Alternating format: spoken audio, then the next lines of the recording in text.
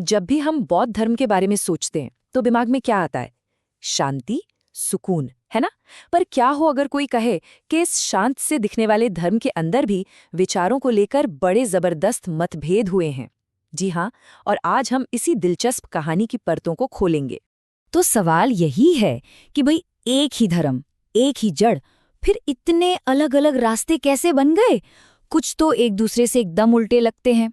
चलिए आज इसी पहेली को सुलझाने की कोशिश करते हैं और देखते हैं कि इन शाखाओं के पीछे की कहानी क्या है। हाँ, एक बात पहले ही साफ कर देते हैं। जब हम इन बंटवारों की बात करते हैं तो इसे कोई लड़ाई झगड़ा मत समझिए। ये असल में एक एवोल्यूशन है।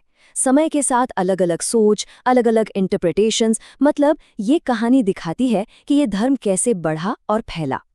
अब देखिए, बौद्ध धर्म में शाखाएं तो कई हैं, पर आज हम फोकस करेंगे 3 सबसे बड़ी, सबसे इन्फ्लुएंशियल धाराओं पर। मतलब वो 3 जिन्होंने इस धर्म को असल में वो शक्ल दी है जो हम आज देखते हैं। और हमारी इस पूरी पड़ताल का आधार होगा ये एक दस्तावेज। मतलब जो कुछ भी हम यहाँ देखेंगे, जो भी फर्क समझेंगे, वो सब इसी एक सोर्स से लिया गया है। तो चलिए शुरू करते हैं। तो सबसे पहले चलते हैं सबसे पुरानी, सबसे ओरिजिनल शाखा की तरफ। इसे कहते हैं प्राचीनों का मार्ग, यानी हीनयान। हीनयान को लघु चक्र या छोटा पहिया भी कहते हैं। अब ऐसा क्यों? क्योंकि इसका पूरा फोकस ना एक अकेले इंसान की अपनी स्पिरिचुअल जर्नी पर था। मतलब मैं अपना मोक्ष कैसे पाऊं, बस। पूरे ग्रुप की बात नहीं हो रही थी। तो फिर ये हीनयान है क्या? सीधी सी बात है, ये बौद्ध धर्म का वो वर्जन है जो बुद्धा की ओरिजिनल टीचिंग से 1 इंच भी इधर उधर नहीं हुआ। और इनका एक ही मकसद था, सख्त सेल्फ डिसिप्लिन और मेडिटेशन के जरिए सिर्फ और सिर्फ अपने लिए मोक्ष पाना। अच्छा, इसके मेन पॉइंट्स को जरा देखिए, बात और क्लियर हो जाएगी। हीनयान को मानने वाले बुद्धा की ओरिजिनल टीचिंग्स को पत्थर की लकीर मानते थे। उनका गोल सिर्फ पर्सनल सैल्वेशन था, मूर्ति पूजा बिल्कुल नहीं। और मजे की बात, इसमें भगवान का कोई कॉन्सेप्ट ही नहीं था। भगवान की जगह ले ली थी कर्म ने। और हाँ, इनकी भाषा थी पाली। मतलब अगर एक लाइन में हीनयान को समझना हो तो बस इतना याद रखिए, अपने दम पर, अपने लिए मोक्ष। ये एक बहुत ही पर्सनल, बहुत मुश्किल स्पिरिचुअल सफर था जो हर किसी को अकेले ही पूरा करना था। लेकिन कहानी में एक ट्विस्ट आया, समय बदला और बौद्ध धर्म में एक बिल्कुल नया आइडिया सामने आया। एक ऐसा विचार जिसने इस अकेले चलो वाले रास्ते को सबको साथ लेकर चलो वाली यात्रा में बदल दिया। और यहीं से शुरुआत होती है महायान की, यानी महान वाहन की। देखिए, अगर हीनयान एक छोटी नाव थी जिसमें एक ही इंसान बैठ सकता था, तो महायान एक बहुत बड़े जहाज की तरह था। इसका नाम ही है बृहत चक्र। मतलब एक ऐसा रास्ता जो सबके लिए था, ज्यादा इंक्लूसिव था। और यहीं पर आता है इन दोनों के बीच का सबसे बड़ा फंडामेंटल डिफरेंस। हीनयान कहता था मेरा मोक्ष, महायान ने कहा नहीं, सबका मोक्ष। मतलब दुनिया के हर एक जीव का भला हो। बुद्धा को देखने का नजरिया भी 180 डिग्री घूम गया। हीनयान वाले उन्हें एक महान टीचर मानते थे जिनकी टीचिंग्स को फॉलो करना है बस। लेकिन महायान में बुद्धा एक भगवान बन गए, एक डिवाइन पावर जिनकी पूजा हो सकती थी, जिनसे मदद मांगी जा सकती थी। पर सवाल ये था कि सबका मोक्ष, ये इतना बड़ा गोल पूरा कैसे होगा?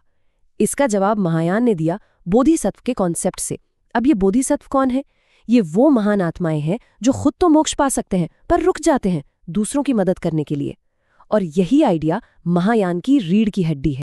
तो फटाफट रिकैप करें, महायान यानी बृहद चक्र में क्या क्या हुआ? बुद्धा भगवान बन गए, मूर्ति पूजा शुरू हो गई, गोल सबका मोक्ष हो गया, और इसके लिए बोधिसत्वों पर डिपेंड रहने लगे। और हाँ, भाषा भी बदल गई, पाली से संस्कृत। चलिए अब कहानी में और आगे बढ़ते हैं और आते हैं बौद्ध धर्म की तीसरी और शायद सबसे मिस्टीरियस ब्रांच पर। इसका नाम है वज्रयान, यानी वज्र का पथ। इसने तो साधना का तरीका ही बदल दिया। इसे वज्र का वाहन भी कहा जाता है। वज्र का मतलब होता है बिजली की कड़क या फिर हीरा।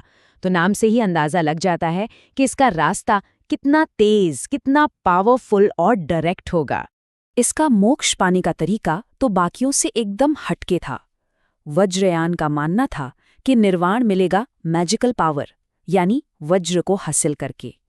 ये एक तरह से तंत्र मंत्र और गुप्त साधनाओं का रास्ता था। इसकी कुछ खास बातें जान लेते हैं। पहली, मोक्ष का जरिया जादुई शक्तियां थीं। दूसरी, इसमें देवी तारा की पूजा मुख्य थी।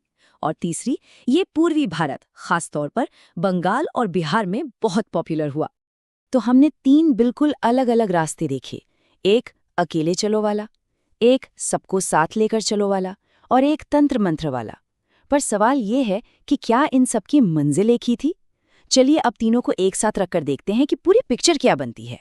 तो हमारे सामने है 3 गाड़ियां, लघु चक्र, वृहद चक्र और वज्र, और तीनों का दावा है कि ये एक ही डेस्टिनेशन पर ले जा रही हैं। ये टेबल देखिए, सारा फर्क शीशे की तरह साफ हो जाएगा। हीनयान का फोकस था पर्सनल सैल्वेशन और बुद्धा एक टीचर थे। महायान का फोकस हुआ सबका मोक्ष और बुद्धा भगवान बन गए। और वज्रयान, उसने तो मोक्ष के लिए जादू और तंत्र का रास्ता ही अपना लिया। तो आखिर में बात ये है कि हर संप्रदाय एक अलग गाड़ी की तरह है।